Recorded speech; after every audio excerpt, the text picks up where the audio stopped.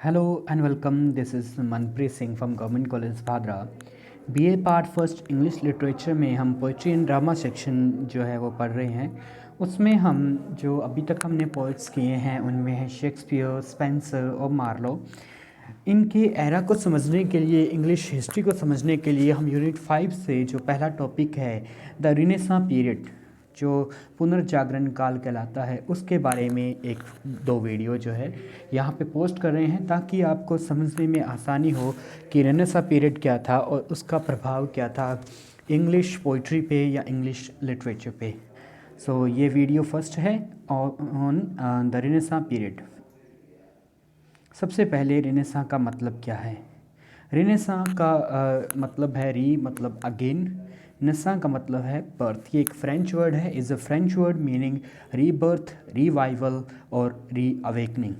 Actual में ये माना जाता है कि ग्रीक और रोमन पीरियड्स जो हैं, खास करके ग्रीक पीरियड में हमारे पास अरिस्टोटल, प्लेटो, सोक्रेटिस जैसे, सुकरात जैसे महान दार्शनिक हुए हैं। उसके अलावा जो रोमन पीरियड है वो भी कल्चर के मामले में बहुत ही सफल रहा है, कल्चर और आर्किटेक्ट के मामले में। लेकिन उसके बाद जो मिडल एजेस आई, जो मध्यकाल आया, जिसमें ईसाई धर्म ने कट्टरता धारण कर ली, जिसमें खास करके कैथोलिक जो चर्च था उसका प्रभाव बहुत रहा, उसे कहा जाता है मिडल एजेस, या फिर जिसे कहा जाता है डार्क एजेस। डार्क एजेस इसलिए कि उस समय धर्म को इतना ज़्यादा मान्यता दी गई, धर्म को इतना ज़्यादा प्रीफ्रेंस दी गई कि कल्चर और लिटरेचर और आर्ट में भी सिर्फ धर्म का ही बोलबाला रहा।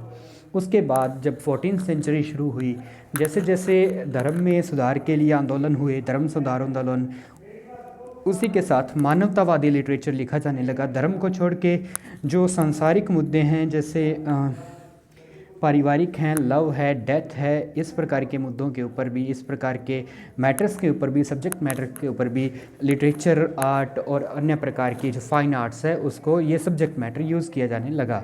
तो रेनेसां वापसी है उसकी ओर, उस कल्चर की ओर जो पहले ग्रीको रोमन या क्लासिक लिटरेचर या क्लासिक आर्ट में नज़र आता था। सबसे पहले जो इसका मीनिंग है रेनेसां, ये हिस्ट्री में भी आप पढ़ेंगे पुनर्जागरण काल में। टाइम पीरियड क्या है रेनेसां का। Chronologically renaissance began in the late 14th century in Italy. अगर हम इसे समय के अनुसार देखें तो रेनेसां की शुरुआत जो है वो 14th सेंचुरी इटली में हुई। उसके बाद and spread to other European countries and culminated in the 16th century. उसके बाद ये दूसरी यूरोपियन कंट्रीज़ में ये जो इस प्रकार की भावना थी, रेनेसां की जो स्पिरिट थी, वो फैली और 16वीं शताब्दी तक आते हुए ये पूरी हुई और ख़त्म हुई। This age marks the humanistic revival of classic art. जो क्लासिक आर्ट थी, ग्रीक या रोमन आर्ट थी, उसका ह्यूमनिस्टिक फेज़, उसका जो मानवीय भावनाओं से भरा हुआ या मानव को सेंटर में रख के जो क्लासिक आर्ट थी उसकी ओर एक वापसी हुई।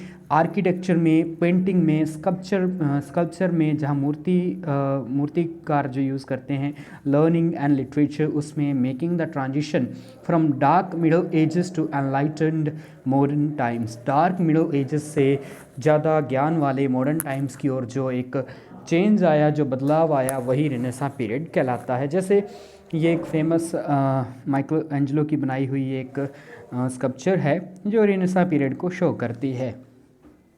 Italy was the centre of renaissance. Italy से ही रेनेसां की पुनर्जागरण की शुरुआत हुई। It was a golden period of Italian history characterised by innovation, imagination and creativity. Innovation, आविष्कार की भावना, इमेजिनेशन, जो इसमें इमेजिनेशन का इस्तेमाल किया गया, और क्रिएटिविटी, नया कुछ बनाने की जो उनमें भावना थी, जो सोच थी, उसकी जो इसमें लोगों के मनों में आई, वही रेनेसां पीरियड की मुख्य खासियतें हैं। इट वॉज द टाइम, ये वो समय था, when Europe's classical past was revisited and re इनविगोरेटेड। Europe का क्लासिकल पास्ट यानी कि यूनान के जो लेखक हैं या रोमन जो लेखक हैं, जैसे वर्जिल है और ग्रीक में होमर हैं, उनके लिखे इलियड, ओडिसी हैं। इस प्रकार से जो पुराने लेखक थे जिन्हें भुला दिया गया था उन्हें रीविजिट किया गया, उनको दोबारा पढ़ा गया, उनकी नॉलेज को दोबारा एक्सप्लोर किया गया और री इन्विगोरेटेड किया गया, दोबारा से उसका एक प्रकार से उद्घाटन किया गया। और इसी कारण से जो लिटरेचर में एक आंदोलन आया, जो आर्ट में एक आंदोलन आया, स्कल्पचर में, लर्निंग में, लिटरेचर में, यानी कि जो भी फाइन आर्ट्स हैं उसमें जो एक बदलाव आए वही पुनर्जागरण काल कहलाता है। मिडल एजेस और रेनेसा में डिफरेंस क्या है? Middle ages from the fall of Roman empire to the beginning of renaissance. Roman empire का जैसे जैसे अंत हुआ उसके बाद कैथोलिक चर्च का इतना ज़्यादा बोलबाला हो गया कि डार्क एजेस पे सिर्फ धर्म को ही सबसे ज़्यादा मान्यता दी जाती थी और धर्म के नाम पे लोगों की शोषण होता था, उन्हें धर्म के विरुद्ध बोलने पे जला दिया जाता था, उन्हें सजाएं दी जाती थी। यानी कि इतना ज़्यादा धर्म का बोलबाला था कि मानवीय मूल्यों को बहुत नीचे या बहुत पीछे छोड़ दिया गया था। Middle ages from the fall of Roman empire to the beginning of renaissance, ये मिडल एजेस का पीरियड है।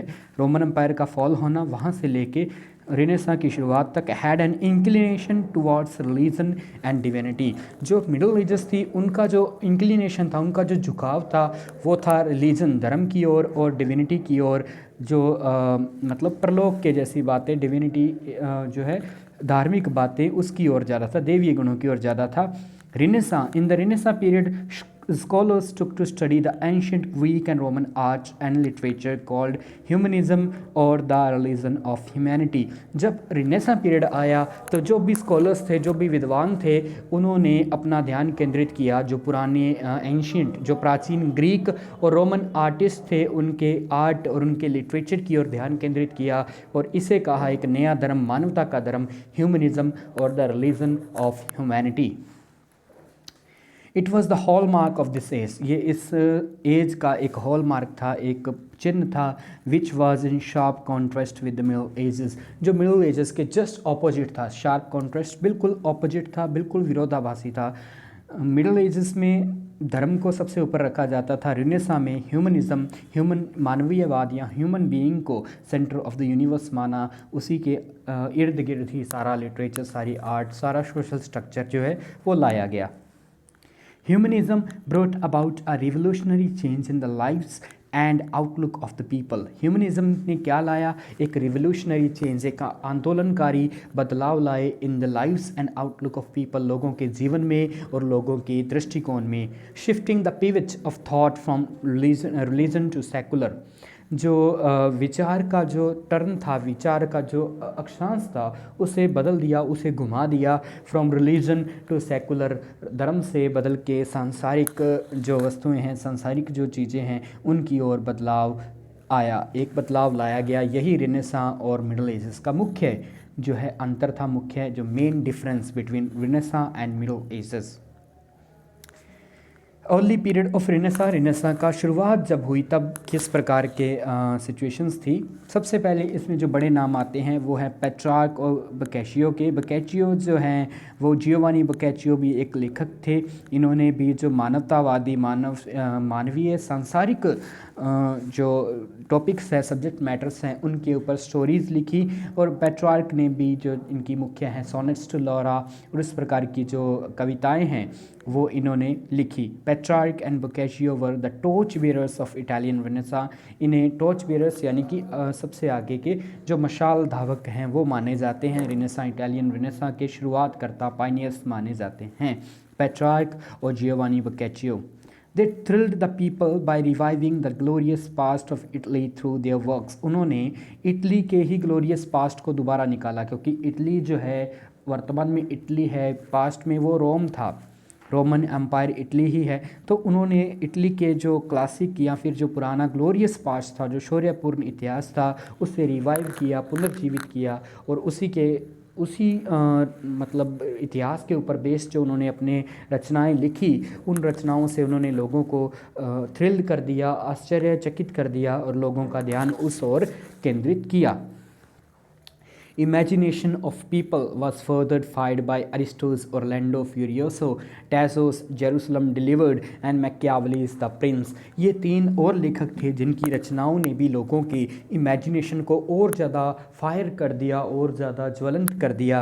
और इन लेखकों में है अरिस्टो, जिनकी ओरलैंडो फ्यूरियोसो, ये भी इटाली के थे, इटली के ही रहने वाले थे। टैसोस की जेरूसलम डिलीवर्ड और मैकियावली का द प्रिंस, आप राजनीति विज्ञान के जो छात्र हैं वो वहाँ भी पढ़ेंगे। द प्रिंस जो है उस प्रकार की राजनीतिक व्यवस्था के ऊपर उनका एक मतलब क्रिटिक है, एक वर्क है मैकियावली का द प्रिंस फेमस। तो ये जो रचनाएं थी जो अर्ली रेनेसां पीरियड में इटली से या रोमन क्षेत्र से निकली, इन्होंने रेनेसां स्पिरिट को एक प्रकार से जगाने का काम किया। ये टॉर्च बियरर्स थे ऑफ इटालियन रेनेसां।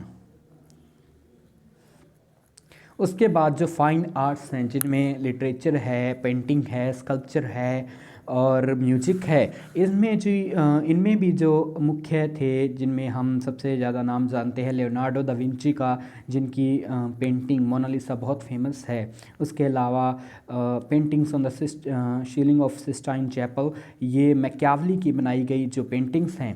मैकियावली ने जो पेंटिंग्स बनाई सिस्टीन चैपल जो इटली में है, और वहाँ पे ये फेमस है, लोग इसके टूरिस्ट हज़ारों की लाखों की तादाद में से देखने के लिए जाते हैं। ये सब रेनेसां पीरियड से बिलोंग करते हैं। इसके अलावा राफेल ने जो मैडोना की पेंटिंग्स बनाई, जैसे ये पिक्चर में दिया गया है राफेल की एक पेंटिंग। राफेल, लियोनार्डो दा विंची और माइकल एंजेलो, ये सब वो the celebrated painters of this era, वो इस काल के बहुत ही सेलिब्रेटेड, बहुत ही प्रसिद्ध पेंटर्स थे। Who aroused and excited people's aesthetic interest, इन्होंने लोगों के जो कलात्मक, एस्थेटिक से मतलब होता है कला से संबंधित, कला में प्रेम रखने वाले जो कला प्रेमी इंटरेस्ट थे, उनकी रुचियां थी, उन्हें एक्साइट किया, उन्हें जगाया और उन्हें आगे ज्वलंत किया। ये मुख्य काम किया इन पेंटर्स ने, इन पेंटर्स और स्कल्पचर्स ने।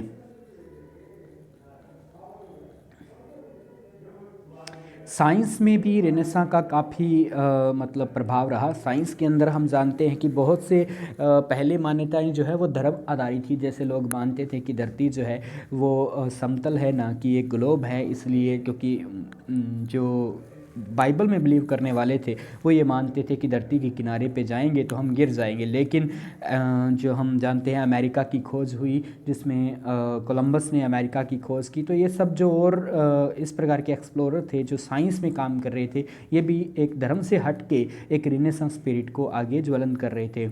इसमें हम देखते हैं कि this period is remarkable for outstanding discoveries and inventions in the field of science. Science के क्षेत्र में बहुत ही आउटस्टैंडिंग डिस्कवरीज एंड इन्वेंशंस, बहुत से आविष्कार हुए in the field of science. The potentially powerful innovation, बहुत से पोटेंशियली पावरफुल जिनमें क्षमता थी, और powerful innovations such as the mariner's compass, सबसे पहले जो यात्री समुद्र यात्राएं करते थे उनके लिए कंपास की जो आविष्कार हुआ, टेलीस्कोप का, क्लॉक, स्पेक्टिकल्स, चश्मे, गन पाउडर एंड पेपर, कागज़ का आविष्कार जो हुआ, brought about a revolutionary change in every sphere of people's life. इसने लोगों के जीवन में एक रेवोल्यूशनरी चेंज लाया, एक आंदोलनकारी बदलाव ला के रख दिया। The invention of printing press by Johann Gutenberg of Germany, ये जो पिक्चर यहाँ ऐड की गई है, सो जोहान गुटेनबर्ग के जो जर्मनी के रहने वाले थे, उन्होंने प्रिंटिंग प्रेस का जो आविष्कार किया, जिसमें जो है फिक्स टाइप्स होते थे, उन्हें दबा के पेपर के ऊपर प्रिंटिंग की जाती थी। Made access to books easy for the common people and knowledge spread rapidly. इससे क्या हुआ, किताबें छपने की दर बढ़ गई और उससे आम जनता तक भी पढ़ने के लिए मटेरियल पहुंचा और नॉलेज भी जल्दी से तेज़ी से फैली। सो ये एक बहुत बड़े आविष्कार थे जो रेनेसां पीरियड में हुए। The discovery of America was yet another milestone in the sphere of exploration, और अमेरिका की जो खोज हुई ये भी एक बहुत बड़ा माइलस्टोन था, एक बहुत बड़ा मील का पत्थर साबित हुआ in the sphere of exploration, खोजबीन के क्षेत्र में।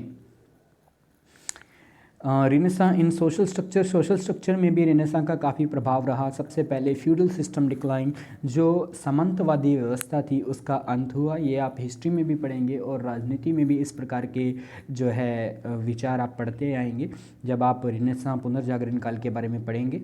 सो हम इंग्लिश लिटरेचर के माध्यम से थोड़ा हिस्ट्री बताते हैं और बाद में लिटरेचर पे क्या प्रभाव रहा वो पढ़ेंगे।